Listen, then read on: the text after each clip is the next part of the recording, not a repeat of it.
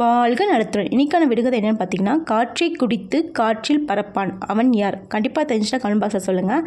நான் வந்து இந்த ஒரு வாரமாகவே நீங்கள் பார்த்துருந்தீங்கன்னா பெருசாக என்னால் வந்து காய்கறிலாம் நிறையா வச்சு சாப்பிட முடியாத சுச்சுவேஷனில் வந்து நான் இருக்கிறனால வந்து என்ன கிடைக்குதோ அதை தாங்க சாப்பிட்டேன். ஸோ இன்றைக்கி காலையிலையும் மத்தியானம் பார்த்தீங்கன்னா அரிசி பருப்பு போட்டு ஒரே சாதமாக வைப்போம் பார்த்தீங்களா, அந்த சாதம் தான் வந்து அதுக்கு அதுலேயுமே எந்த காய்கறியும் நான் போடலை. அதனால் வந்து அதவே நான் சாப்பிட்டுட்டேங்க. என்னோடய டயட் வீடியோ எல்லாமே நீங்கள் பார்த்தீங்க அப்படின்னா வந்து இது டயட்டுன்னு சொல்ல முடியாதுங்க. நம்ம வீட்டில் என்ன சமைக்கிறோமோ அதிலே வந்து காய்கறிகள் அதிகமாக எடுத்துகிட்டு சாப்பாடை கம்மி பண்ணி சாப்பிட்ருப்பேன், அவ்வளோதான். ஸோ இந்த மாதிரி நம்ம ஃபாலோ பண்ணுறப்ப வந்து வெயிட் லாஸுமே வந்து ரொம்ப ஸ்லோவாகவும் நடக்கும். நம்ம பெருசாக வந்து இந்த மாதிரி இடையில வந்து சாப்பிட முடியல, நம்ம சாப்பாடு மட்டும் தான் சாப்பிட்ற மாதிரி சுச்சுவேஷன் கிடைச்சாலும் நம்ம உடம்புல வந்து அவ்வளோவா வெயிட்டும் போடாது. ஸோ இது வந்து என்னோட அனுபவத்தில் நான் கற்றுக்கிட்டதுங்க.